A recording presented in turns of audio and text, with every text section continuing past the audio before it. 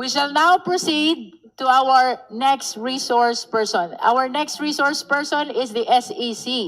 The floor is now open for clarificatory questions to the Securities and Exchange Commission. Madam Chair. Madam Chair. The Honorable Ridon is recognized. Okay, ngayon naman po pag-usapan ho natin yung mga kumpanya po na nailista ni Vice President Sara Duterte sa kanya pong 2024 SALN at iba pa. Ito po kasi yung paliwanag nung pong mga supporters ng pangalawang Pangulo na nagmumula daw po yung pong bulto ng ibang kita ng mag-asawang Duterte Carpio mula daw po sa mga iba pang mga negosyo labas sa kita sa sweldo mula po sa pamahalaan. So sa SEC po, dala po ba yung mga certified true copies ng mga hinihingi pong dokumento, yung po mga GIS at AFS? Magandang hapon po, Madam Chair and a member of the committee. Kindly speak closer to the microphone, sir. Naisumite na po namin sa committee ito yung mga dokumentong hinihingi ayon po sa subpina na pinadala sa amin. Ito po ay tinanggap noong We note the manifestation of the SEC. April 14 po. Yung mga dokumento po para sa kumpanyang Metro City Chow Foods, City Hall King Chow Foods Corporation, GenCorp Industries Incorporated, Carpio Lawyers, partnership po ito. Then nagsabit po kami ng Certificate of Non-Registration po nung tinatawag na 888 Bistro. Nagpadala rin po kami ng dokumento para sa Cal 888 Foods Corporation, para po sa Madayo Fisheries Corporation, Mati City Ice Plant and Cold Storage Incorporated, Amianan Shores, Geometry Security and Investigation Agency, at yung pong Cable Tow, 88 Shipping and Marine Services po. Nagpadalan po kami. Sige po, isa-isahin po natin yung mga kumpanya, pero una muna, tumutok po tayo dito sa GenCorp Industries Inc. Can we flash to the screen po yung pong mga financial statements ng GenCorp Industries? Yung relevance po nitong pagtatanong on GenCorp Industries, firstly ay ito po ay nakalista sa 2024 SALN po ng pangalawang Pangulo at ang pagkakalista po sa kanya doon ay bilang stockholder. So can we flash po the GIS of GenCorp Industries first before proceeding to the financial statements po? Okay, can we go to the GIS where the part in the GIS where the stockholder list is stated there? Sige po, can we scroll to where the GIS is, please? Please flash the general information sheet showing the board of directors, The stockholder list po. the stockholders. This is, I think, in page. Are we looking at the PDF of the submission po? Secretariat, are we ready with the GIS? Please refer to the GIS of 2 years, no? Of June 5, 2024. Sige po, baka may kopya na lang din po yung SEC para we can be a bit fast. We are looking at the submission of the GIS for June 5, 2024. Because this is the year in which the SALN was submitted as well. Can we state po for the record who are the listed stockholders of GenCorp Industries, Inc.? Well, for the GIS 2024, Can you speak closer to the mic, please, so that we can hear? With respect for the JS 2024, which was received by the Commission on June 11, 2024, the following are the directors, officers, stockholders of the GenCorp Industries. Kimberly Justin Y. Cruz, also a member of the board of directors, as chairman, president. Sorry. This is not the page that we're discussing. We wanted to talk about the next page po. The stockholder list. Corporate name, GenCorp Industries, Inc. Total number of stockholders.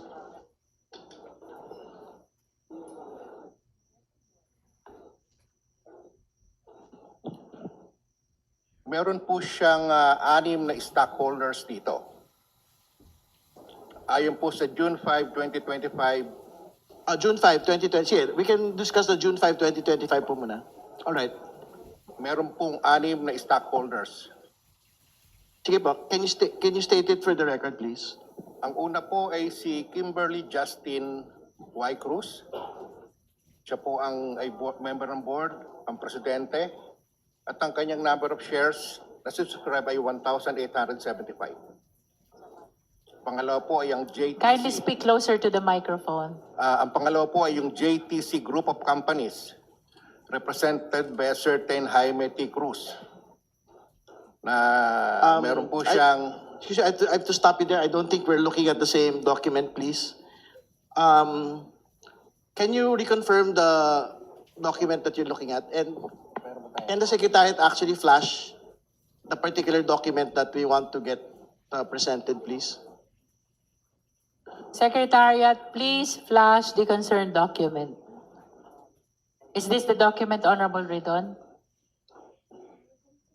Can you zoom further, please? Thank you.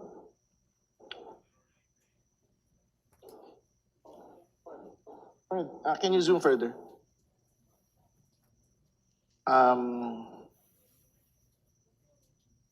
Yes, that is the document that we are discussing. Can you state for the record who the stockholders are? Well, Madam Chair, the following are the stockholders. The JTC Group of Companies who own 54.99% of the company's capital stocks. Number 2, Jaime T. Cruz, owning 0.001% or just 100 peso in terms of paid-up capitalization, or 1 share. The other one is Richie Evet Cruz, who owns 2,500 shares or 20% of the company. The other one is Kimberlyn Justin Y. Cruz, owning 15% of the company or 1,875 shares. Next is Gurley S. De La Cruz, who owns 5% of the company or a subscription of 625 shares. And the last one is Nathan Zachary Cruz, who own also 5% of the company or with a subscription of 625 shares. So the total po is the total of ownership is 100% for the 6 stockholders. Is that correct? Yes, Madam Chair. We would like to state for the record, Madam Chair, that for the 2025 GIS submission of GenCorp Industries, Inc., it is not listed as a line item, the name Sara Z. Duterte. The manifestation is noted. Can we go back to the 2024 submission of the GIS, please? So that we can read for the record as well yung pong listahan ng stockholders. Please flash the 2024 GIS. Sige po, do you have the document, sir? Yes, Madam Chair. Reading the 2024 GIS, the following are the stockholders. First, JTC Group of Companies, owning 64.99% of the company, or the total of 8,124 shares. Second is Mr. Jaime T. Cruz, owning just one share, or 0.001. Madam Chair. Honorable Chair, Adjong. If with the indulgence of Congressman Ridon, Madam Chair, as a response to the question of Congressman Ridon, the SEC mentioned certain names, Mr. Chair, which are names that are not supposed to be part of the justice hearing, the impeachment hearing. I move, Mr. Chair, that for privacy, data privacy, that we do not violate this law. Would you like to raise Yeah, the I would necessary move motion? That, I would move that the names that are not that are not part of the hearing of the Justice Committee be stricken out from the record in order that we avoid violating the data privacy law. There's a motion to strike out from the record the names of stockholders not part of this impeachment proceeding due to the data privacy law. Is there any second? The same has been seconded. Any objection? Hearing none, the motion is granted. All right. Committee Secretariat is directed to strike out from the record all the names mentioned in the records. All right, we submit, Madam Chair. Can we just state for the record, I'd like to state for the record that even in the 2024 GIS submission, there is no name in the stockholder list that is named Sara Z. Duterte. So let us proceed po to the financial statements of GenCorp, Madam Chair. You may proceed. Can we flash po the financial statements of GenCorp? The audited financial statement of GenCorp. Kindly flash. Please redact the names of those who are not privy in this impeachment proceeding. We are looking at the financial statement for 2021. Particularly po the statement of income. Do you have the copy of it po, Secretary Representative, please? Ayan pala eh. Okay. Sige po, for 2021, the revenue of GenCorp po is, can you read it please? For 2021, the revenue as appearing in statement of income is 28,087,703. Can we zoom it? Can we zoom the slide please? 28 million for 2021. And then for 2022, can we state for the record the revenue for 2022? The revenue for 2022 is 300 billion 23,052. Okay. Can we go to the next year's financial statement so that we can state for the record po the succeeding revenue of GenCorp? Can we go to the 2023? Ayan. Okay. Ito po. Can we state for the record, Secretary Representative, please? For the Madam Chair, for the revenues of GenCorp industry in 2023 is 320,560,702. And for 2024? For 2024, and the revenue is 394,075,361. Thank you for your response. Very curious po yung net income din po. Can we state for the record also from the beginning? Yung 2021, 2022, 2023, 2024, please. Ayan po. The net income for 2021 is what? Kindly state for the record, please. For 2021 is 28,087,000. Sorry, the net income for 2021 at the bottom. 182,794. Okay. For 2022 naman po, It's 1,831,093. okay, next slide for 2023 and 2024. Can we state for the record the net income? For 2023 is 2,700,451. And for 2024? For 2024 is 3,324,863. Thank you for the statement. Madam Chair, we'd like to manifest that very curious po itong kumpanya po na ito dahil ito po ay mula 2021 biglang lumobo from 28 million to 300 million yung po kanilang revenue. Pero yung pong kita nila, yung tubo nila ay consistently po 0.08% lang po yung kanila pong margin. No? So makikita ho nyo dyan na kahit gaano kalaki po yung kita ho nila, 300 million, aabot pa ho ng almost 400 million.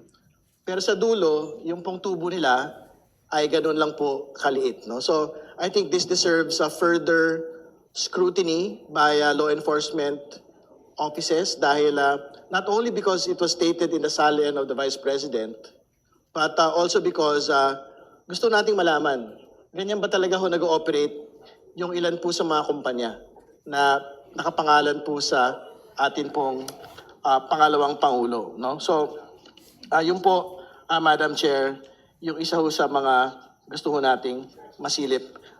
Yun po muna. Maraming salamat. Thank you. Any other member who wishes to raise Madam Chair. clarificatory questions? The Honorable Gutierrez and then the Honorable Tino. Madam Chair, just to make it brief, actually one of the points I wanted taken up was taken up by Congressman Redon. The SEC has confirmed that despite the mention of GenCorp in the 2024 SALN, wala naman po sa GIS. On that note though, correct po ba to the Honorable Chairman, to the SEC, we're talking of GIS since 2021, no? Kasi yun lang po yung establishment ng GenCorp. Tama po, Madam Chair. And I recall si Congressman Redon was talking about the non-existence or non-appearance of the name of the Vice President. But Madam Chair, for all those JS, was a beneficial ownership component included in the JS? I'll check po, Madam Chair. Ngayon lang po. You're asking about the beneficial owner? Yes. Because for the information of the public, when you file a JS, may requirement po na on the last page, I believe, dapat merong beneficial owner that's mentioned. Maybe that would explain po the discrepancy kung bakit wala po sa shareholder. So we're confirming now the because I think the publicly available GIS, because this can be gathered naman po publicly, wala po yung beneficial ownership. So that's why, Madam Chair, I want to clarify with the SEC if they can confirm na wala nga pong beneficial ownership component. Madam Chair, the BO form is part ng GIS. Pero nire-redact po namin yan kasi hindi po siya available sa public. At hindi po namin naisama sa request ng committee. Okay. Pero kung i-request po yan, kami po ay magsasama ng kopya niyan. Thank you for the confirmation, Madam Chair. So that will explain why wala po. So and he, sorry to correct us, Madam Chair. So wala rin po sa submission that was included. Hindi po siya naisama sa document submitted by virtue of the subpoena today. Hindi po. Wala po. Madam Chair, perhaps it would be something that the endorsers would consider if they want to look into it. Kung sino man po yung nag-motion for the subpoena of the GIS to include now the beneficial ownership. But siguro we can take this up at a later time. That's all for me for now. Thank you, Madam We will Chair. defer to the endorsers of the impeachment complaint. Any other clarificatory questions? The Honorable Tino is recognized. Madam Chair. Madam Chair, kasama po ba sa information ninyo anong tipo ng negosyo or business yung, for example, GenCorp Industries Incorporated? Pwede po bang ma-share? Well, based po sa kanyang primary purpose, ito po ay ang GenCorp po Industries Please speak closer to the microphone. to establish, operate a restaurant. Naka-indicate po ba kung anong restaurant? The SEC is reminded to limit the answers to what appears in the document subject matter of the subpoena. Sa NGS, baka mayroong business name. I-check lang po namin kung may kasamang business name ito. Sige po. Please limit the answer to what appears in the document subject matter of the subpoena. Madam Chair, talaga pong GenCorp Industries lang ang pangalan ng negosyo. All right. Madam Chair, as an observation or manifestation, Yes.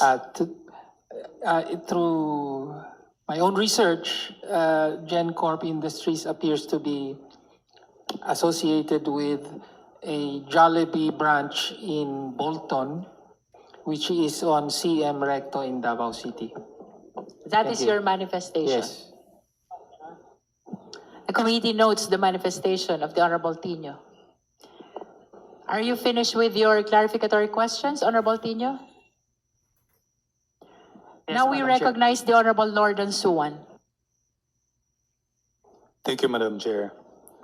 So to the representative of the Securities and Exchange Commission, do you have with you the general information sheet for Metro City Chow Foods Corporation?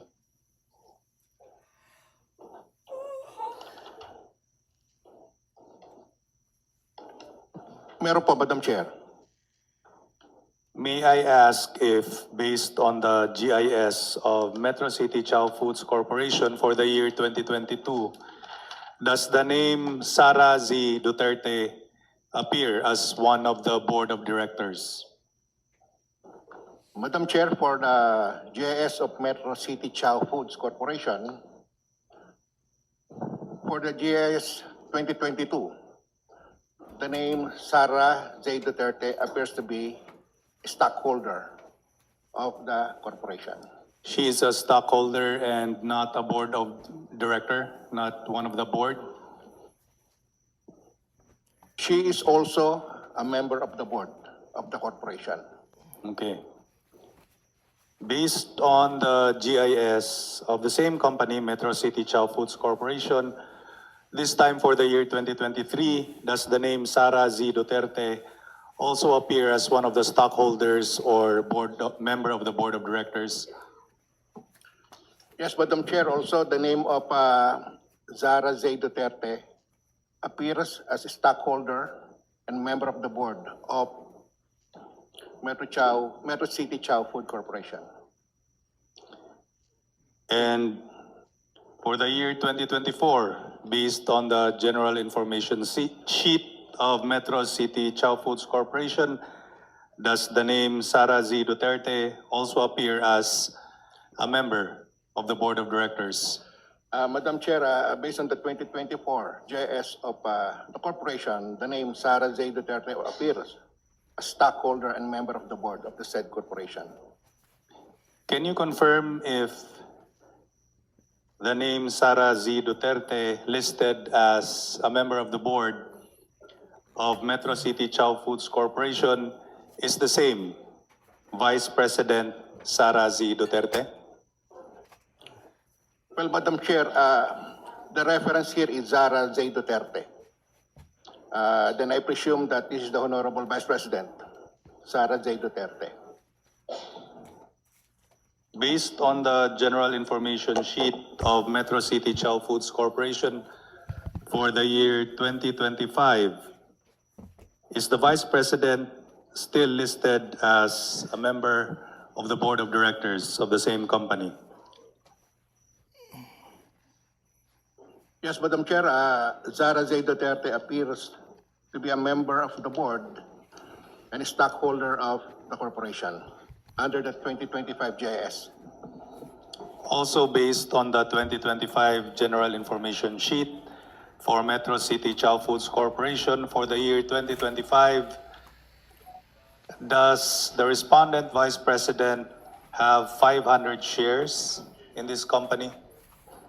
Madam Chair, based on the 2025 amended GIS, the name Sara J. Duterte appears as a stockholder of 500 shares of the said corporation. Madam Chair, just an observation. Section 13, Article 7 of the Constitution prohibits the Vice President from participating directly or indirectly in any business during her tenure. And the resource person has just confirmed that she has 500 shares of stock in a private company for the consideration of the committee, Madam Chair. We note the manifestation of the Honorable Norton Suwan. Do you have any other clarificatory questions? Madam Honorable Chair. Suwan? Wala na po, Madam Chair. Now we recognize the Honorable Jude Asidre. Magandang hapon po, Madam Chair. Meron po ako mga clarificatory questions sa kinatawan po ng SEC. Base po sa SALN ng kagalang-galang na pangalawang Pangulo, ang mga business interest at financial connections na nakadeklara doon ay ang mga sumusunod. First, Metro City Chow Foods Corporation. Second, GenCorp Industries Incorporated. Third, Carpio Lawyers. Fourth, 888 Bistro. Fifth, Kale 88 Foods Corporation. Sixth, Madayao Fisheries Corporation. 7, Mati City Ice Plant and Cold Storage Incorporated. 8, Amianan Shores Incorporated. 9, Geometry Security and Investigation Agency Incorporated. And 10th, Cable 288 Shipping and Marine Services Incorporated. May mga tanong lang po ako tungkol dito, Madam Chair. May proceed. Sa kinatawan po ng SEC, makukumpirma niyo po ba na ang Metro City Chow Food Corporation, katulad ng nauna for the record at paulit ko lang po, nakarehistro pa rin po sa SEC at kompleto po ang mga submissions nito? Updated po ba ang mga submissions nito? Madam Chair, with respect to the annual reportorial compliance po ng Metro City Chow Food, we prepare a monitoring sheet indicating kung ano po ang mga naisabit ng nasabing kumpanya, which is composed of consisting of JS and financial statement, which are part of their annual compliance report. At base po sa aming record, sa JS po, noong 2017, hindi po siya nakapag-sumite ng JS. Etong 2022 at 2023, nakapag-subite po siya, kaya lang late. Tungkol naman po sa financial statement, 2026 po, rather 2016, wala po siyang submission. Yun po yung mga pagkukulang nung nasabing Metro. Madam Chair, magkano naman po ang latest declared income ng Metro City Chow Food Corporation base sa pinakalas pong AFS nito? Magkano po ang kinita ng Metro City Chow Food Corporation nitong 2024? Based po sa 2024 financial statement, ito po ay may revenue na 35,097,069. Gross or net po yun? Gross. Gross po. Ang net income po ay nasabit po lahat, Madam Chair, ang mga documents na ito po ng mga EFS at GIS po ng mga kumpanya. That is the manifestation earlier of the SEC, and we took Yes, but note we of the already submitted po. manifestation. Yung net income po ng 2024. Madam Chair, can we request, With the indulgence of the Honorable Asidre, Yes. the Honorable DS Biron is recognized. yes, can we have the AFS audited financial statement flashed on screen? Secretariat, please flash the 2024 audited financial Thank you, statement. Madam Chair. Redact the name of the other stockholders. Yung net income lang, Madam Chair. 2024.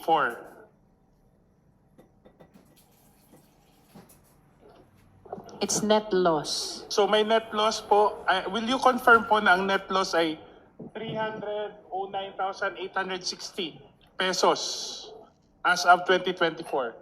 Madam Chair, I confirm that Metro Chow Food, based on the 2024 financial statement, year ended December 31, has incurred 309,860 loss.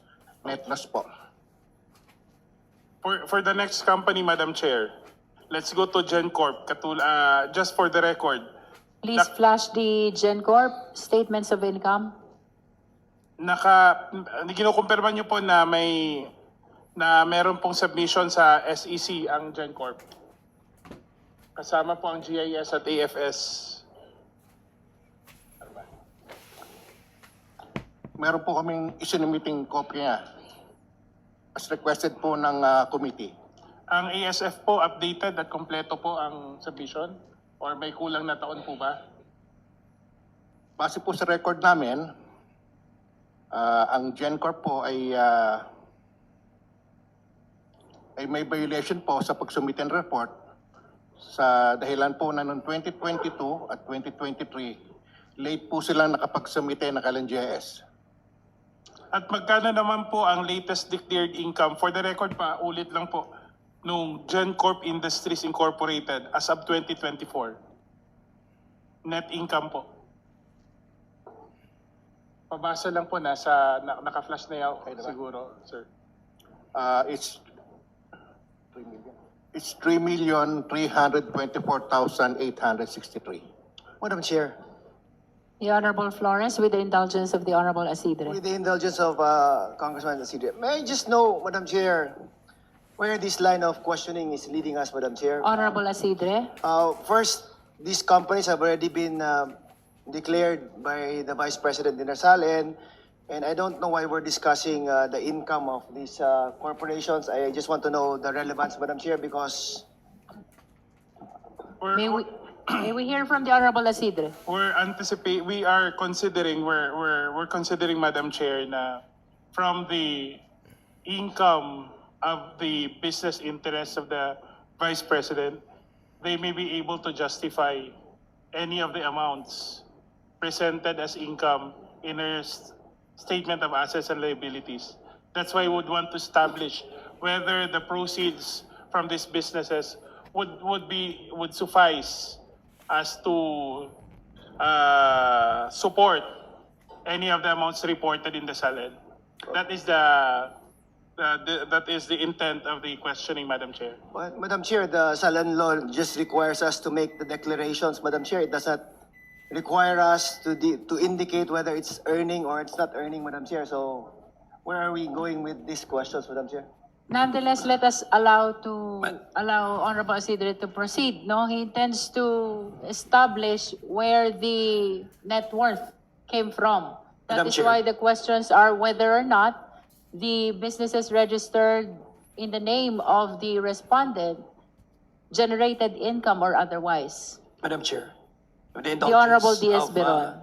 Congressman Asidre, the questioning of Honorable Asidre is well justified because in this declaration of income, if all the business interests of the Vice President would include issuance of dividends because she is one of the owners of the corporation, then that would justify infusion of these proceeds from the issuance of dividends. That would constitute part of her declaration of SALN because it is not included in the ITR.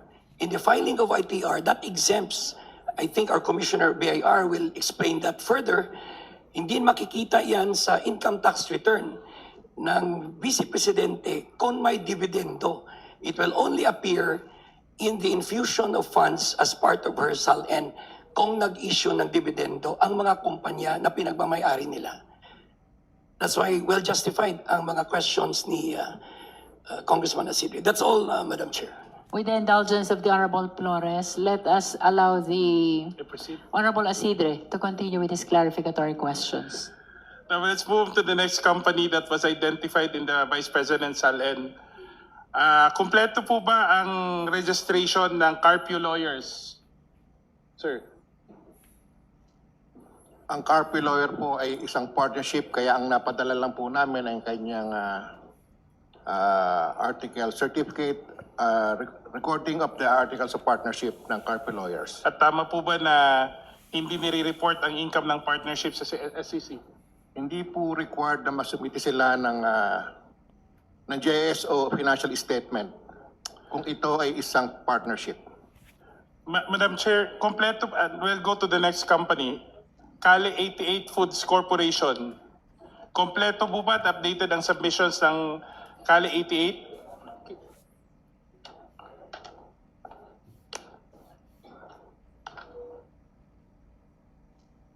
For Cali 88, Madam Chair, kumpleto po ang JS at financial statement, although yung 2022 at 2023 JS po ay naisubmiti po sa amin ng late. Magkano po yung pinaka net income ng Kale 88 Foods Corporation nung yung pinaka latest po na income na dineclare? Pwede po bang ma-flash yung latest na audit financial What company is statement? this? Kale 88 Foods Corporation. Madam Chair. 888 Foods Corporation. What year? 2023 yata ang pinaka-last. 2023 audited financial statement. Kindly flash. Madam Chair, based po sa 2023 financial statement ng Cali 88 Foods Corporation, siya po ay merong net loss sa halagang 1,880,781.66. Thank you, Madam Chair. Next na nakalista po sa SALN ng Vice President is Madayaw Fisheries Corporation. Nakarehistro pa rin po ba sa SEC at kumpleto ang submissions ng Madayaw Fisheries Corporation? Madam Chair, with respect to Madayaw Fisheries Incorporated, wala po siyang GIS ng 2021 pero nakapagsumiti po siya, late nga lang ang GIS for the year 2022 hanggang 2024 at wala po siyang naisumiting yung GIS po ng 2022 hanggang 2024 po ay hindi niya na-submit. Ganun din po ang financial statement from 2021 to 2023, not filed po. Madam Chair, ito po ang submission for Madayaw Fisheries Corporation or Madayaw Fisheries Incorporated yata na-mention niya? Madayaw Fisheries Incorporated po. Pero ang nasa SALN po ng, I just want to note, Madam Chair, that the corporation mentioned in the SALN of the Vice President is Madayaw Fisheries Corporation. Anyway, just to make it, just to take note of that. Next, Madayaw Mati City Ice Plant and Cold Storage Incorporated. Updated po ba ang registration and AFS submission? With respect po sa Mati City Ice Plant and Cold Storage, meron po siyang report ng 2024 hanggang 2026 na GIS. Ang latest income po, Madam Chair. Pwede po bang ma-flash ang audited financial statement ng Mati City Ice Plant and Cold Storage? Secretariat, please flash. Madam Chair, based for the sa 2023 financial statement of Mati City Ice Plant, meron po siyang net loss amounting 394,939 pesos. Thank you, Madam Chair. For Amianan Shores Incorporated, kompleto po ba active po ba ang registration nito at kompleto ang submissions?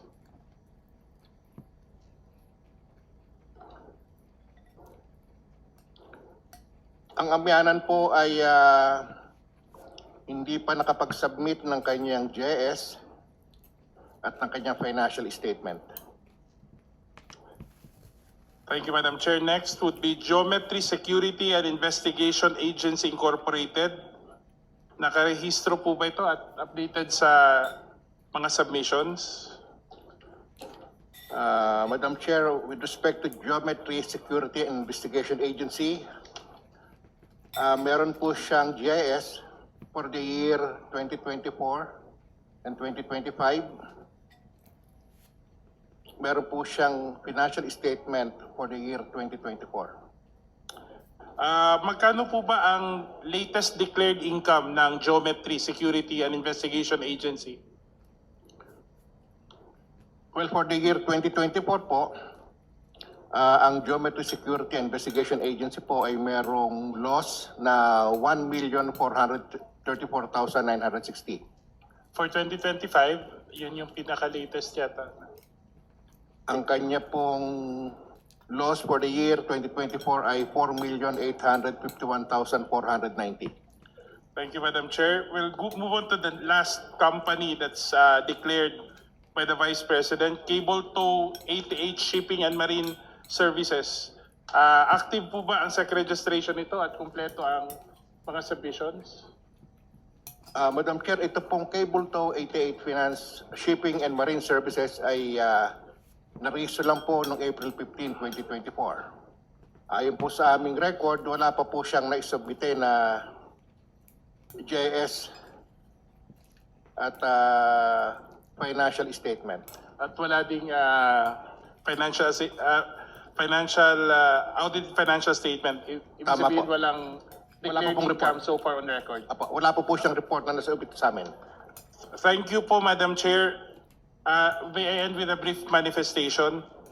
Batay po sa paglilinaw ng ating kasamahan mula sa Securities and Exchange Commission, na patunayan po natin na may mga kumpanya na hindi kompleto ang pag-submit o hindi nga updated ang pag-submit ng kanilang mga required documents, particular ang GIS at audited financial statements. Bagamat sabi nga ng ating kasamahan si Congressman Flores, hindi naman obligado. We'd like to take note of this because this is an indication of good corporate governance to which the Vice President, of course, as a private citizen, is also duty-bound for regulatory compliance and financial transparency. Second, at least in one company, we've seen may discrepancy sa pangalan ng kumpanya at yung kumpanyang dineclare sa SALN at sa official records. I think that should be placed on record, Madam Chair. Pangatlo, based sa mga available financial statements, nakikita nating hindi maaaring magkatugma mga ito sa mga naitalang kita o anumang financial transactions na napaulat. We already know how much the Vice President earns. That's a public record as Vice President of the Philippines. And now we've come to understand the possible revenues earned from her private businesses. So I think, Madam Chair, it would be very important for the full appreciation of the issue at hand. That is all, Madam Chair. Thank you. Any other clarificatory question for the SEC? None? May we direct the committee secretary to call the Vice President?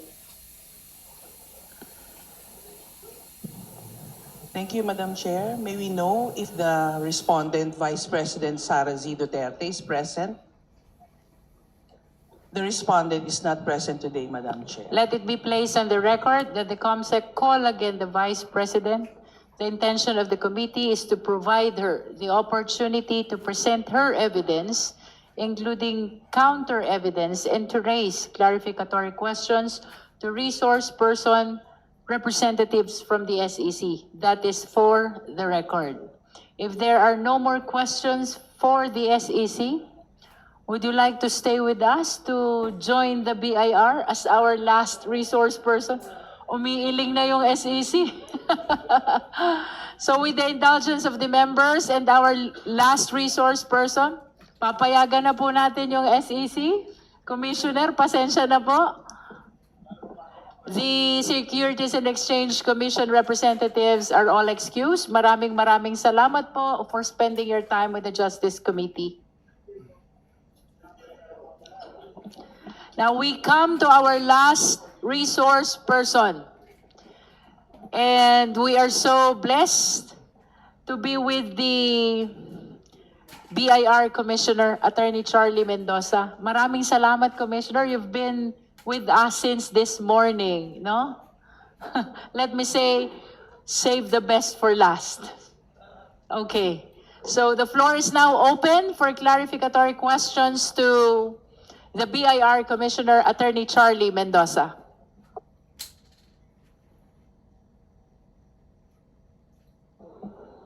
Any member? Madam Chair. Madam Chair. The Honorable Ridon is recognized. We'd like to know from the BIR if they had complied with the subpoena for the income tax returns and other tax documents relating to the Vice President, Attorney Manscarpio, and their other related firms. Good afternoon, Madam Chair and honorable members of the committee.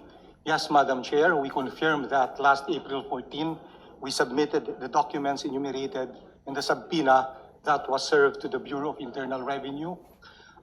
We have submitted the documents subject to the condition that the same be examined in an executive session as provided by law. Thank you, Madam Chair. We direct the committee secretary to kindly produce the sealed box, I understand, containing the documents submitted by the BIR.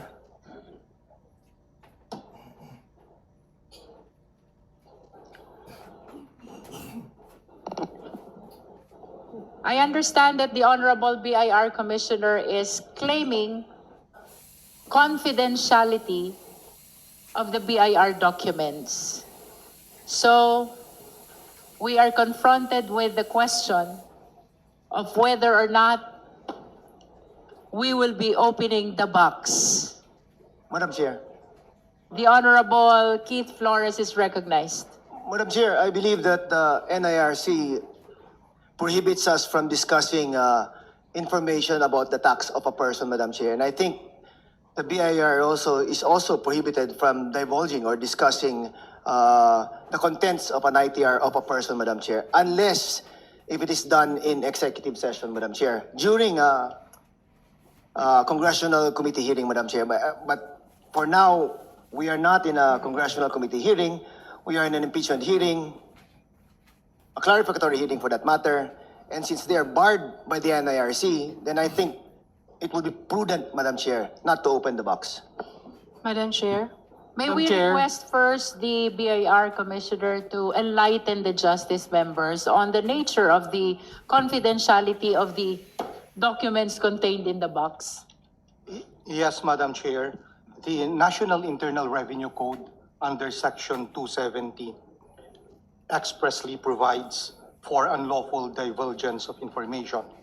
So in essence, the tax code prohibits the disclosure of a specific tax information pertaining to specific taxpayers. However, the law provides for some exceptions, and one of the exceptions is provided in Section 20A of the National Internal Revenue Code, which provides that we may disclose specific tax information to Congress, provided that the examination shall be done in executive session. Examination shall be done in an executive session. Madam Chair, The Honorable DS J.J. Suarez is recognized. I think the point of subpoenaing these documents is for us to come to a informative decision with regards to whether or not there is probable cause. Now, may I get clarification from the chairman or from the members of the committee? How then are we supposed to make both ends meet with regards to this? I see a specific gray area. Dahil sa binanggit po ni Congressman Flores kanina, dapat naka-executive session tayo during a congressional hearing. Correct. However, we don't find ourselves in a congressional hearing. We find ourselves in an impeachment proceeding. So may I find out from the good chairman, is it one and the same insofar as we are still in a hearing, although an impeachment hearing? Can we just call for an executive session and look at the contents of that box, Madam Chair? I understand that the requirements shared to us by the Honorable Commissioner is cumulative, which means that this must be both a legislative inquiry and at the same time, an executive session done in its occasion. Which means that the executive session must be done during a legislative inquiry. But of course, the members are correct in pointing out that this is not an ordinary inquiry in aid of legislation. Madam Chair. Madam Chair. But my The point Honorable is- Diaz Suarez. Yeah, I just want to add, no? But we are still, in function or performing our legislative duty. Because as legislators, part of our duty is to convene ourselves into, quote-unquote, how do you say it? Impeachment proceedings to determine probable cause. That is part of our legislative duty, I believe, although it's not lawmaking. Maybe Congressman Rufus can shed light into this because he's a more wise lawyer than I'm not a lawyer. But yun lang yung point ko. This is still part of our duty and our function as legislators. Madam Chair. The Madam Chair. Honorable Tino and then the Honorable Thank you. Keith Flores. Madam Chair, first of all, may I ask the BIR to read again hindi ko kasi hawak ngayon, no? The exception provided in the law. Yeah. May I read section 20, paragraph A, Madam Chair, submission of pertinent information to Congress. The provision of section 270, which pertains to unlawful divulgence of information of this code, to the contrary notwithstanding, the Commissioner shall, upon request of Congress and in aid of legislation, furnish its appropriate committee pertinent information, including but not limited to industry audits, collection performance data, status reports and criminal actions initiated against persons and taxpayers' returns. Provided, however, that any return or return information which can be associated with or otherwise identify directly or indirectly a particular taxpayer shall be furnished the appropriate committee of Congress only when sitting in executive session unless such taxpayer otherwise consents in writing to such disclosure. Madam Chair, I agree with the Deputy Speaker Suarez that this is a hearing of the Committee on Justice. So we may inspect the documents for as long as we are in executive session. That's my position, Madam Chair. Madam Chair. Madam Chair. We know the position of the Honorable Tino. The Honorable Flores first, and then the Honorable Diaz Conghon. Thank you, Madam Chair. Madam Chair, I too would like to know what's inside that box. But I think we have to distinguish that there are two functions of Congress. No? One is the lawmaking function, and the other one is, right now, the accountability provisions of the Constitution. We are gathered here today not for the purpose of our lawmaking functions, Madam Chair. We are now here today as an impeachment part of the impeachment proceeding. So the provisions that was mentioned by our good BIR officer, Madam Chair, does not apply if we look at the exceptions, Madam Chair. Madam Chair. Madam Chair. Alright. The Honorable Diaz Conghon. Thank you, Madam Chair. Commissioner, lahat po ng opisina ng ating gobyerno nag-declare na ng kani-kanilang mga dokumento. Naglabas ng kani-kanilang dokumento.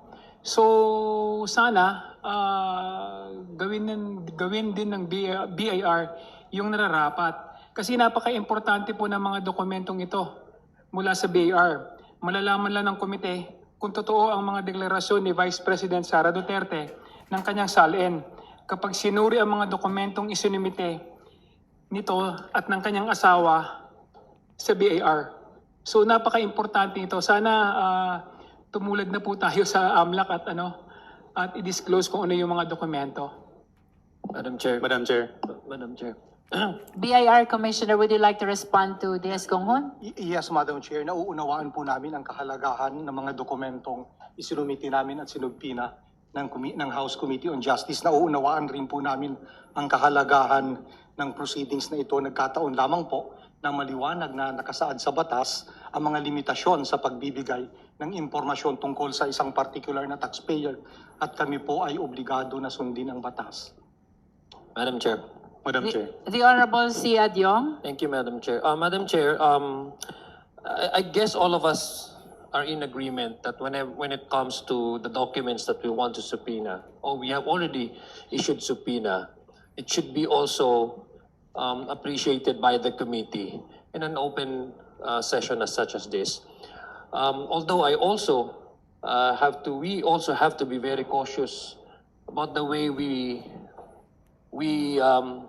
conduct this proceeding. In fact, Madam Chair, if I may remind the members of this committee, the Chair herself, whenever there is a questions that is outside of a testimony or affidavit or outside the reported documents by each of the agencies, she automatically calls that particular, for example, question as probing in order to avoid,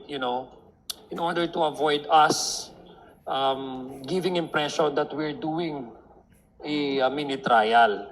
So again, I understand that the chairperson of the BIR also wants to cooperate with the committee, but she is also tied up with a certain limitations, as what he already intimated to us, that is very clear under the law. If, Madam Speaker, if the law intends for this committee to hold or to discuss these particular documents inside the box openly in the committee hearing, the law would have specified an exemption to include impeachment hearing. Similar with the Bank Secrecy Law. The Bank Secrecy Law was very specific that when it comes to impeachment proceedings, that is among the exception. That meaning to say, it cannot absolutely be invoked 100% insofar as the intention of that particular bank secrecy is to proceed with the impeachment proceedings or hearing.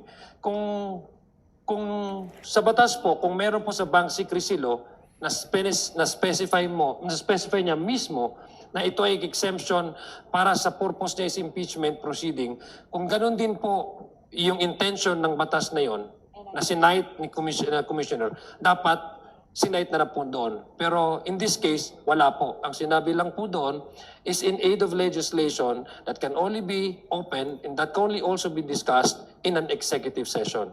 Had the law intends also to include as an exemption impeachment proceeding, then it would have been spelled out clearly in that law. Since nawala po, we cannot interpret and provide our own interpretation doon sa batas na yun, which is clearly wala na po doon na sinasabi na impeachment proceeding. So that is only my my manifestation. Ako lang, Madam Chair, I would like to be very, very cautious on how we proceed with this impeachment hearing. Wag kung sana natin mabigyan kung sino man yung nag-aantay na magkamali tayo para questionin po yung integrity and credibility nito proceeding na ito, Madam Chair. Maraming salamat po. Madam Chair. We know the manifestation of the Honorable Adjong. Now we recognize the Honorable Lord and Suwan. Madam Chair, I echo the objection of Vice Chair Jonathan Keith Flores and Congressman Zia Adyong in that when we are prevented from asking probing questions, in the same manner, the impeachment does not give us license for unlimited discovery. And so we must take note of the objection of the BIR Commissioner that Section 270 of the National Internal Revenue Code criminalizes the divulgence of tax returns by BIR officials. This is very clear. And the only exception that I can think of is the one mentioned by the commissioner. And even then, if we invoke that section, it refers to inquiries in aid of legislation. And I think that this impeachment proceeding is so far away from an inquiry in aid of legislation. Furthermore, Madam Chair, the subject or the respondent in the impeachment case is the Vice President. Attorney Manscarpio, whose tax returns we are going to expose here now, is a private citizen. He is her husband, and he is not the one who is the respondent in the impeachment case, which also brings us to Section 3 of the Data Privacy Act, which treats income tax returns as sensitive personal information, which is included in the heightened privacy protections of that statute. And it is not a shield that vanishes whenever Congress decides to take up a subpoena pen. And so, inuulit ko po, Madam Chair, na hindi dapat talaga natin ilabas yung ITR ni Attorney Manscarpio dito sa hearing natin ngayon. Madam Chair. May I ask first the BIR Commissioner, if indeed the Justice Committee has no authority to open this box, then when will be the right time to see the contents of this box? Actually, Madam Chair, when we submitted the documents subject of the subpoena to the House Committee on Justice, we are very much aware as well of the requirement that the same should be in aid of legislation. And Louder, our Commissioner, premise- please. And our premise, when we submitted the documents, is that the proceedings of the committee is also in aid of legislation, given the plenary power of Congress to legislate. This is just my opinion, Madam Chair. Whatever that may be discussed here could possibly be the basis of a possible amendment of, for example, the Bank Secrecy Law or of the tax code itself. And so again, Madam Chair, yes, we are aware that when we submit the documents, it must be in aid of legislation. Our premise when we submitted the documents is that this proceeding is also in aid of legislation. Now, applying what the law expressly says, it can only be examined if the two requisites concord in aid of legislation and in an executive session. Thank you, Madam Chair. But this is not an inquiry in aid of legislation.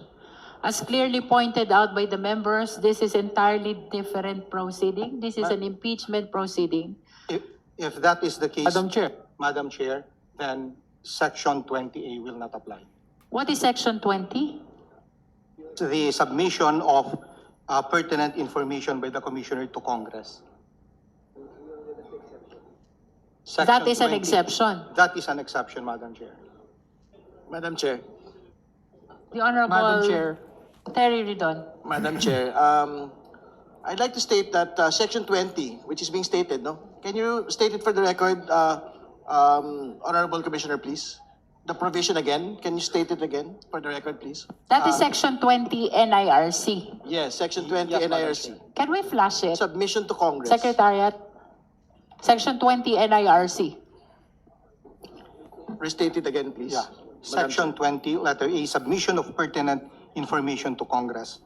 The provision of Section 270 of this code, to the contrary notwithstanding, the Commissioner shall, upon request of Congress and in aid of legislation, furnish its appropriate committee pertinent information, including but not limited to industry audits, collection performance data, status reports in criminal actions initiated against persons, and taxpayers' returns, provided, however, that any return or return information which can be associated with or otherwise identify, directly or indirectly, a particular taxpayer shall be furnished the appropriate committee of Congress only when sitting in executive session, unless such taxpayer otherwise consents in writing to such disclosure.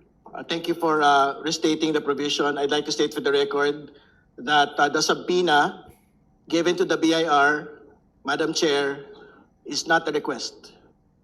It is part of a compulsory process in which the BIR had complied. So my question to BIR is whether or not this particular provision actually applies to this particular submission to the impeachment proceeding. Because we are not requesting anything from the Commission. We are requiring under compulsory processes of impeachment rules for the BIR to actually submit these documents of the Vice President, of Attorney Carpio and their firms to Congress. And second point, to be clear, when the Commission actually submits it to Congress, the penalty is not on members of Congress, no? The penalty is on BIR officers, employees, no? When they make a divulgence, is that correct? So in the event that the documents are actually submitted and ultimately unsealed by this committee during impeachment proceedings, what criminal offense actually exists on a BIR officials when the persons that will actually unseal and look into the documents will not be the BIR. It will be the members of this committee. Madam Chair. I find it strange really, no? Madam Chair. Parang you are so near yet you're so far. Madam Chair. The BIR apparently complied with the subpoena by bringing to us the sealed box. But because of that issue of confidentiality, we cannot open the box. Madam Chair. Honorable Tino. Madam Chair, first of all, we note that the BIR themselves have a broad interpretation, which I happen to agree with regard to the meaning of in aid of legislation. No, ibig sabihin, my understanding is that is Congress discharging its duties. So the impeachment process in that broad sense will also be covered by in aid of legislation. Katulad nga ng nabanggit, no? There are many issues that have arisen here which may be the subject of legislation. For example, yung mga problema sa bank secrecy law, no? Kaya nga po ang sinabi ko kanina, ang aking posisyon ay covered na ito. Pwede for as long as the documents are inspected by this committee in executive session, no? Pero kung hindi naman, I mean, kailangan pa ba, if for example, I file a resolution in aid of legislation, which also results in the subpoena of the same documents, di pwede na. Ganun po ba ang sinasabi ng committee? No? In other words, the contents of the documents are not beyond the reach of this committee. No? And so I would subscribe to the broad interpretation of the phrase in aid of legislation, Madam Chair. We know the manifestation of the Honorable Tino. Now we recognize the Honorable Karen Lagbas. Madam Chair, there is a Latin maxim which provides expressio unius est exclusio alterius. This means that the express mention of one thing implies the exclusion of another. It is very clear that the officers, or employees of the BIR are prohibited from divulging information regarding the taxpayer or any information relative thereto. And there is only one exemption, if the Congress requests in aid of legislation. And yes, Madam Chair, should we allow BIR to violate this specific prohibition, they will be subjected to penalties. Kawawa naman po sila, Madam Chair. Nag-comply naman po sila sa subpoena. They are here. They waited for more than 9 hours Nag-comply sila, andito po yung box. Sana naman magiging sensitive na rin tayo by at very least complying with what is provided for by the law. That is all, Madam Chair. So when is the correct time to open the box, Commissioner? No, because there are two requirements. Inquiry and aid and executive session. Both should be present. And assuming that the committee will decide not to open, may I just ask, when is the correct time to open the box? Commissioner? Well, if the committee says that this is not in aid of legislation, then Section 20A will not apply. And therefore, what we will do, Madam Chair, is to withdraw our submission. Madam Chair, this has been submitted already. I'd rather Madam Chair, keep this. What do you mean withdraw your Even when it's submission? You will sealed. take this back, the box? Yes, Madam Chair, because when we submitted the documents, To be specific, Commissioner, in the event that the committee votes in favor of probable cause, assuming only for the purpose of discussion that the impeachment complaint is transmitted to the Senate, will they be in the correct position to open this box? I'm referring to the senators. Well, if we go by the specific statutory exceptions, Madam Chair, an impeachment proceeding or an impeachment trial is not one. Can you speak louder, Yeah. Com? If I go by the specific statutory exceptions, Madam Chair, It's not then- part of your exception. It doesn't make mention at all of impeachment proceeding. Precisely, Madam Chair. So that is not, what I am saying is that an impeachment proceeding or an impeachment trial is not one of the exceptions. So to even the Section 270. senators cannot open this box? If we go by the provisions of the law, Madam Chair, then there is no basis as well for the disclosure. Again, Madam Chair, Madam Chair, Madam Chair, this is such an Madam absurd Chair. situation. The Honorable Rurik Padiernos, and then the Honorable Tino, and then the Honorable D.S. Suarez. Thank you, Madam Chair. I want to ask some clarificatory questions. Is that about the box? Yes, Madam Yes. Chair. Because yung na-mention po kasi, Madam Chair, ni BIR Commissioner, this representation is in the position that impeachment proceedings is sui generis. It's a class of its own, different from yung na-mention po na in aid of legislation. So, I just wanted to again, if I heard it correctly from the Commissioner, Madam Chair, if the section that was mentioned a while ago does not apply, does it mean that you you have to get the box, meaning you're not bound because wala nga pong basis ang pagbigay. So that's the only way that you will submit. Medyo mahirap po tong sitwasyon natin kasi po we don't have a specific law to say that pwede po talaga niyang ibigay yan, except yun lang po yung basis niya. So I just wanted to get a clarification from the Commissioner. Madam Chair, had it, as mentioned by Representative Adyong a while ago, had it been the intention that the impeachment proceeding be an exception to Section 270 of the National Internal Revenue Code, then the law would have said so, as it did in the Bank Secrecy Law, where it is explicitly provided that an impeachment proceeding is an exception to the confidentiality of bank deposits. Madam Chair. Madam Chair.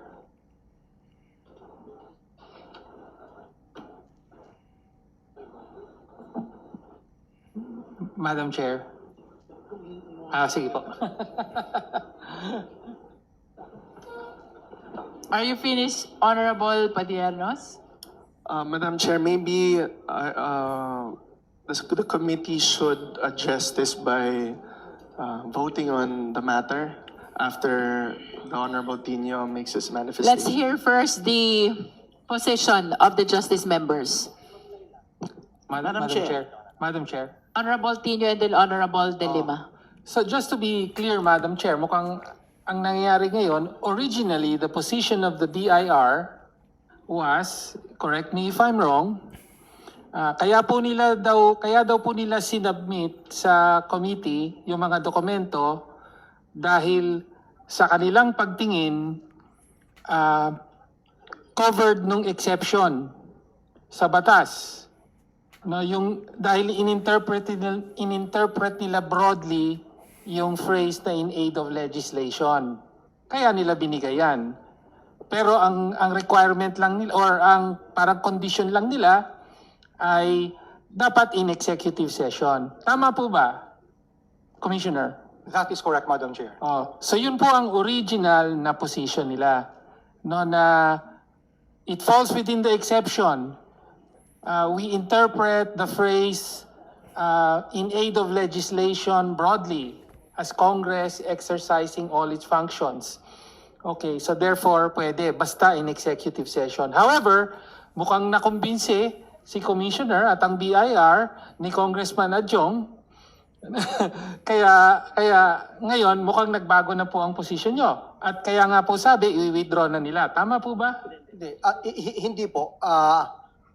Kasi po kung sinasabi po ng committee mismo na hindi ito in aid of legislation, hindi ho namin po pwedeng i-invoke ang Section 28. Kaya kinakailangang i-withdraw namin. Opo. So lumalabas, mas nakumbinsi ng committee as a whole, batay sa mga naririnig. No, na, well, hindi nga ito in aid of legislation, therefore hindi. No? Pero again, this is under consideration by the committee. At ako po, actually, sumasang-ayon nga po ako sa naging original na posisyon ng BIR na broadly, yun ang ibig sabihin ng provision na yun, ng exception na yun. Otherwise, Madam Chair, sa tanong nyo, kailan pwedeng buksan yan? Kung magiging stricto tayo sa in aid of legislation, then as I said earlier, I may file a House resolution in aid of legislation requesting the same documents at lalabas, pwede na. Di ba? For as long as it is in executive session. No? And also, so in other words, ordinaryong resolution lang, pwede na nating buksan yan kung ganon. Samantala, dun sa tanong nyo pa further, kung umabot sa trial sa Senado ito, kahit ang Senate sitting as an impeachment court, hindi nila pwedeng buksan yan kung ganon. Diba? Dahil makitid ang magiging interpretasyon dun sa in aid of legislation. So parang ganun po ang sitwasyon ngayon na kailangan mag-antay tayo sa pag-file ng resolution in aid of legislation at maaaring masilip in executive session ang mga nilalaman yan. Or we can go with the interpretation that in aid of legislation is in a very broad and generic meaning. Parang ganun po, Madam Chair. Now let's hear from the Honorable De Lima. Thank you, Madam Chair. This matter seems to be a gray area. Pero ito pong pananaw ko. The position that the only exception to the rule of confidentiality of those records is kapag ang Congress, ang House, ay nag-request in aid of legislation, but subject to that limitation that it should be an executive session, actually renders our role in an impeachment case, in an impeachment proceedings, inferior to that role as a body with legislative functions. Because ours, when sitting here in an impeachment proceedings, is a special constitutional duty. So hindi po katanggap-tanggap sa akin ang sasabihin po ngayon ng the Honorable BIR Commissioner nababawiin na lang namin ang kahon na yan kasi nga hindi siya sakop sa exception, which is when mag-request in aid of legislation. When our role sitting in an impeachment proceedings is a special constitutional duty. It is superior to that as when we are acting merely as a legislative body. Yun po ang aking position. But of course, the issue of cautiousness is another matter. Kaya nga ho tinatawag kong gray matter po ito. Pero insulto po sa House through this committee in an impeachment proceedings na sasabihin na ito, dahil hindi ito in aid of legislation, ay hindi tayo sakop ng exception, even if hindi nakalagay sa batas. Tungkol lang yun no, sa pag-request. But sabi nga po ni Congressman Ridon, ay sabina po ito, hindi po ito ordinary request from the House of Representatives. So yun po ang aking posisyon. Madam Chair. We commend all the meaningful and vital opinions of the Justice members. We've been here for 8.5 hours already. Just to remind all of you, no? And I think we are very much divided with regards to the question of whether we will be opening this or not. But definitely, please join me, my fellow members. We will not be returning this to BIR. The only issue is whether or not we will open the same. Can we defer the resolution of this issue? With the indulgence of my fellow members, with the indulgence of Commissioner Mendoza, hindi po namin ito ibabalik. Batid po namin kami confronted ng question kung maari ba namin itong buksan o hindi. Pero mas mamarapatin po naming alagaan ang kahong ito kahit po ito'y selyado. Habang amin pong pinag-aaralan ang tamang posisyon ng Justice Committee kung bubuksan o hindi. Madam Having said Chair, so, I move that we lay on the table the opening of the contents of the said box until we find the true legal position and avoid any constitutional constraints moving forward. So move, Madam Chair. Madam Chair. there is a motion to Chair. lay on the table the opening of the box. The same has been seconded. Honorable Rufus Rodriguez. Yes, Madam Chair, this is a very difficult question of law. It involves the philosophy of law. There are two kinds of interpretation when there are two conflicting laws. Whether you are in the positive school, that is Justice Scalia of the Supreme Court of the United States, or you belong to the spirit of the law school. Now, Mr. Chairman, in the positive school of law, that is precisely what the National Internal Revenue Code says. In the positivist approach of law, and lawyers will know this because you all took up theory of the law, it is you confine yourself in the four corners of the positive law. That is positivism. Correct, Commissioner? Because you're a lawyer. And so you took a philosophy. What law school did you go to? I'm a product of San Beda University. Oh, very good law College school. of Law.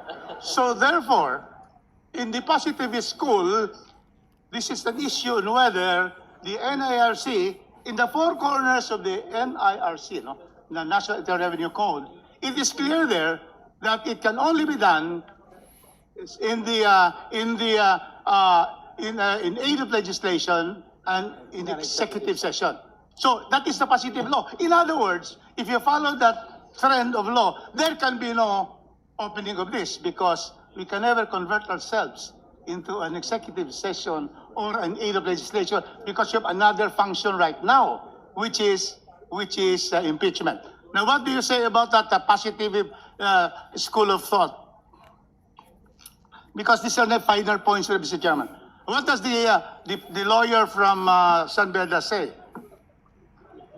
Because we now have this. Because I will then ask you, the other law or rules that will govern this is the rules of impeachment, which has the effect of law, which provides that there is absolute power.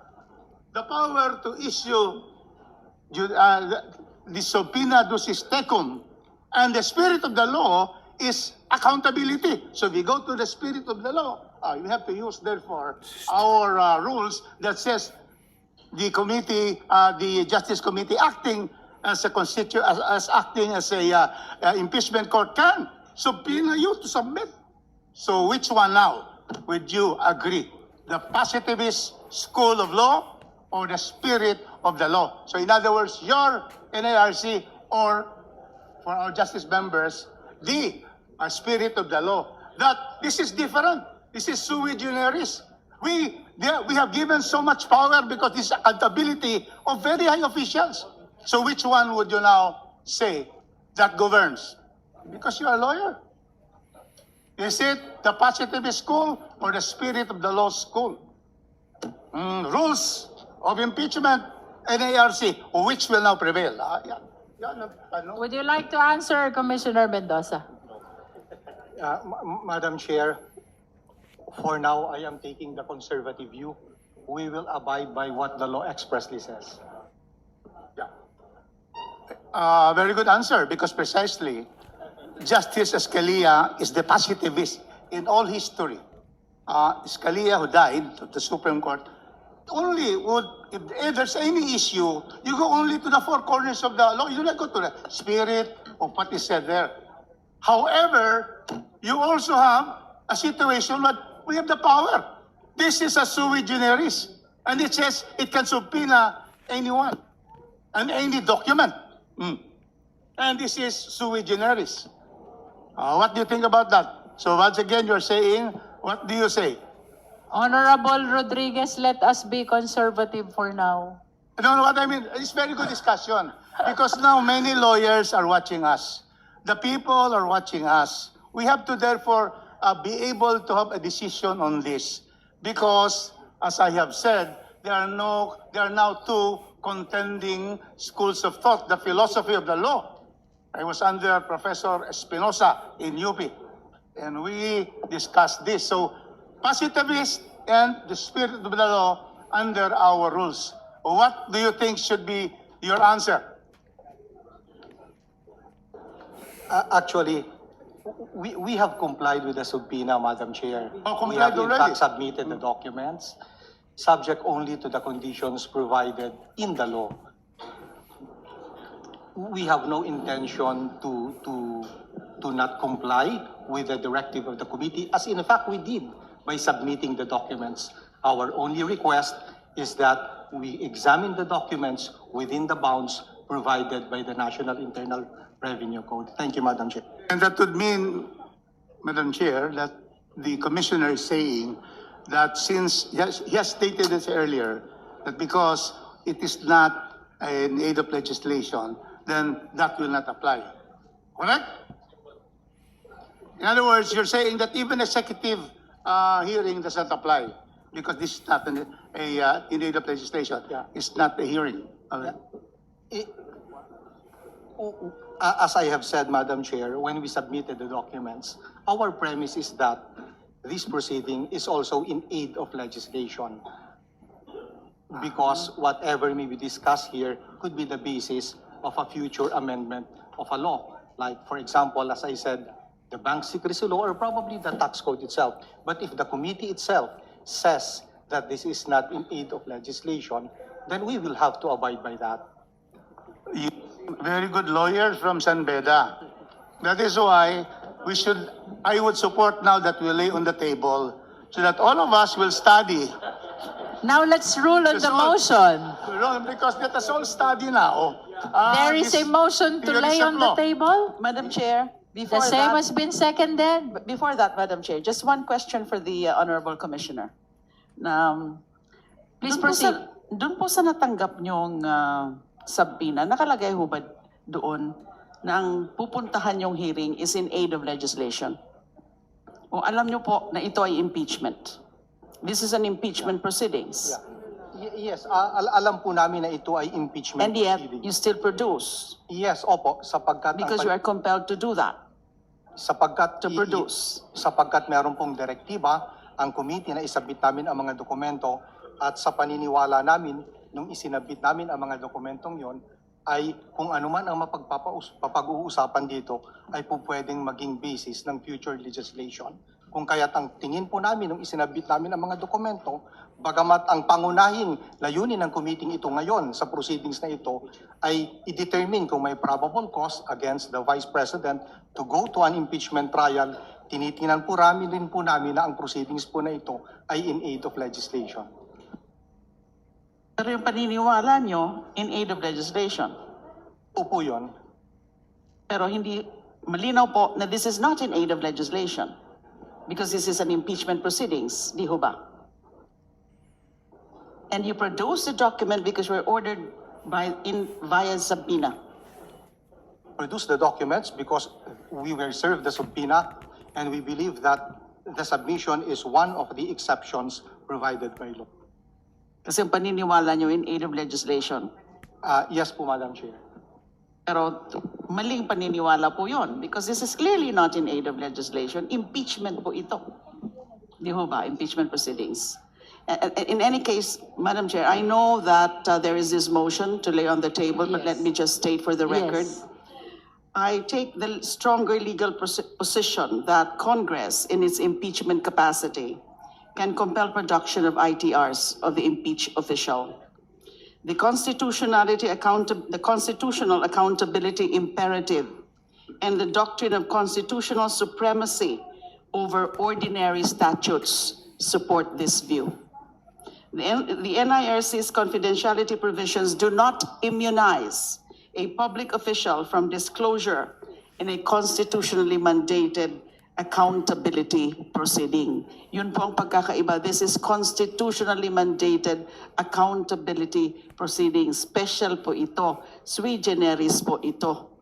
So, hindi ho pwedeng ma-immunize ang isang impeachment official dahil lamang merong ganyang confidentiality provision in a statute. Constitution prevails over an ordinary statute. That's my position. Thank you, Madam Chair. The committee notes all your important positions and opinions. I just wish to remind all the members that let us maintain the caution that we have started since day one of our proceeding. We owe that to the sovereign Filipino people to make sure that we move forward in this impeachment proceeding and we will not be a subject matter of another petition before the Supreme Court. With that, let us rule on the motion. There is a motion to lay on the table the opening of the box. The same has been seconded. Is there any objection? Are you objecting, Honorable De Lima? Yes, because of that's a position that I laid down. The latest position that I laid down. An objection has been registered to the motion to lay on the table the opening of the box. Let us now divide the House. Those who are in favor of the motion, please raise your right hand.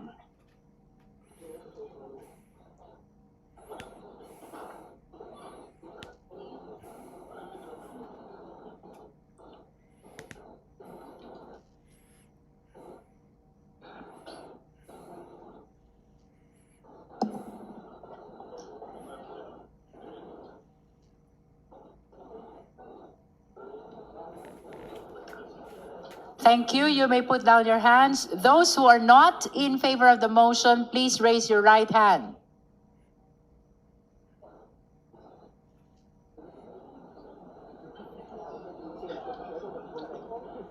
Thank you.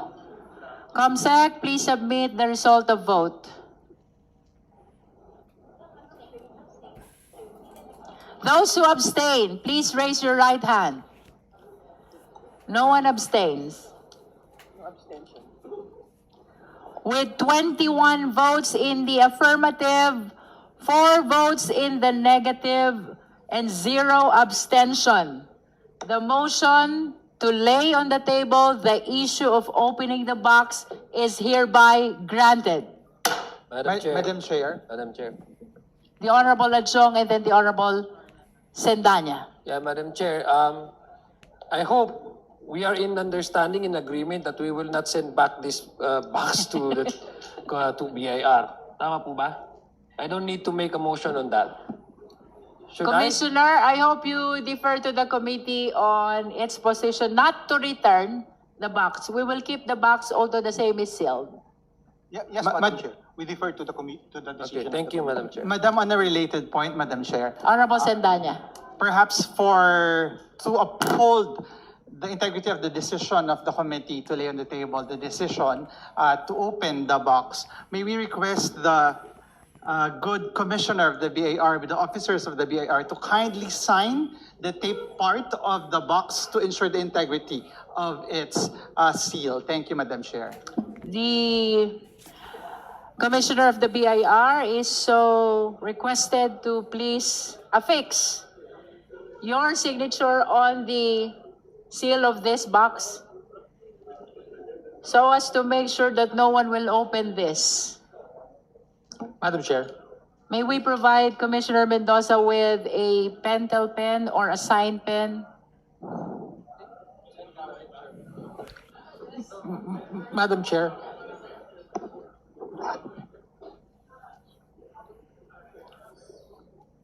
Madam Chair, clarificatory question.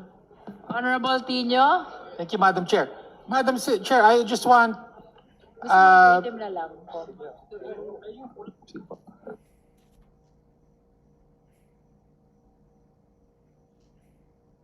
Madam Chair, Honorable Tino? yes, I just want to clarify the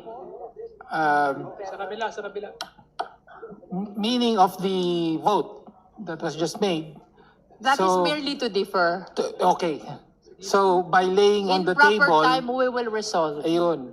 So yung laying of the table, ibig sabihin po, is just to defer. To differ. Kaya po, hindi natin isinosoli kung hindi pag-aaralan pa kung pwedeng buksan o hindi ng komite. So yun lang po ang gusto nating ilinaw at malinaw na I think you should sign on all sides. maaari pa itong buksan. Thank you. The committee notes the manifestation of the Honorable Tino.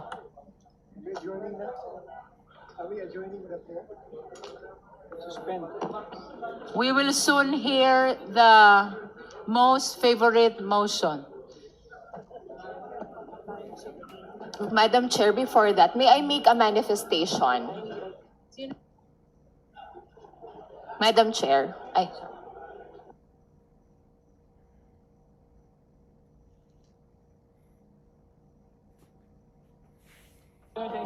The Honorable Keith Flores is recognized. Just for the record, before you proceed, for the record, the BIR Commissioner Attorney Charlie Mendoza affixed his signature on the four sides of these boxes to preserve the confidentiality of the contents of the same. That is for the record. The Honorable Flores. Madam Chair, before we adjourn, Madam Chair, I would just like to move that we issue a subpoena ad testificandum and subpoena de sistecum for the NBI to present the results of the investigation on the threats. Madam Chair. There is a motion to issue subpoena to the National Bureau of Investigation with regards to the allegations of threat committed by the respondent Vice President. Do I hear a second? The Second, same has Madam been Chair. seconded. Is there any objection? Hearing none, the motion is granted. The committee is directed to issue the necessary subpoena, duces tecum, and subpoena ad testificandum to the National Bureau of Investigation. May I hear the necessary motion? Madam Chair, may I make a brief manifestation? Madam Chair, Honorable D.S. Paulo Ortega. Madam Chair, to add lang to the manifestation of the Honorable Keith Flores, may we include the preserved and authenticated videos, digital forensic request form, preservation request to Meta, email from Facebook, Meta dated November 28, 2024, forensic preservation and examination report, verified hash value logs, official transcript of the video recordings, and affidavit of authentication of digital evidence and all related technical metadata in chain of custody records generated during the forensic examination of NBI. There is a motion to add digital and documentary records mentioned by the movant. Is there a second? The Second, same Madam has been Chair. seconded. Is there any objection? Hearing none, the motion is granted. The Honorable Ilago? Yes, Madam Chair, nais ko lamang mailahad at madiin muli sa ating record na sa kabila ng paulit-ulit na pagtawag sa respondent na si Vice President Sara Duterte, sa bawat pagkakataon sa hearing ngayong araw, hindi na naman dumalo si Vice President Sara Duterte sa pagdinig na ito. Isang mahalagang pagkakataon sana upang personal na matugunan ang mga seryosong isyong kinakaharap niya, lalo na sa usapin ng kanyang unexplained wealth bilang isang public official. Narinig natin mula sa Ombudsman na kapansin-pansin na mula 2019 hanggang 2024 ay wala siyang nadeklarang cash on hand o in-bank deposits sa kanyang SALN. Kasabay nito, nakumpirma din ng AMLC na may mga covered at suspicious transaction records na nakalink sa Vice President at sa kanyang asawa. At ang mga ito ay may tinatawag na red flag indicators. Hindi po maliit ang bilang dahil umaabot ito sa mahigit 630 covered transactions at 33 suspicious transactions na may buong halaga na lampas 6 billion pesos. Dahil po dito, hindi may iwasang mapansin ang malinaw na malaking agwat at pagkakaiba sa pagitan ng laki ng mga financial transactions at ng naideklara niyang yaman sa SALN. Nakumpirma rin ho ng AMLC na may mga suspicious transactions na umaabot sa milyong-milyong piso. Samantala, sang-ayon din sa affidavit ni dating Senador Antonio Trillanes na may mga umano'y payout na umaabot sa higit 181 million pesos na natanggap ang VP at ilang miyembro ng kanyang pamilya. Mahalaga ring tandaan na nakumpirma ng AMLC ang 18 instances ng movements of funds na may magkakaparehong halaga at petsa na tumutugma sa pattern na nailatag sa nasabing affidavit. Madam Chair, kapag pinagsama-sama ang mga impormasyong ito, malinaw na may mga seryosong tanong na kailangang sagutin hinggil sa kanyang SALN at sa posibleng pagkakaroon ng unexplained wealth ng isang mataas na opisyal ng bansa na si VP Sara Duterte. Sa maraming pagkakataon muli, nabigyan ang VP ng espasyo at oras para mapabulaanan ang mga aligasyon sa kanya at maipaliwanag ang kanyang panig pero hindi na naman siya umattend muli sa hearing na ito. Yun lamang, Madam Chairperson. For the last time before we suspend, we direct the COMSEC to call again the Vice President. COMSEC.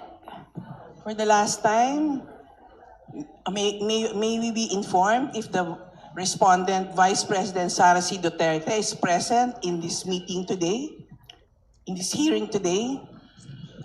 The respondent is not present. Let it be placed on record that COMSEC called again the Vice President. That is for the purpose of giving her the opportunity to present her evidence, including counter evidence, including clarificatory questions to our last resource person for today, the BIR Commissioner Attorney Charlie Mendoza. That is for the record.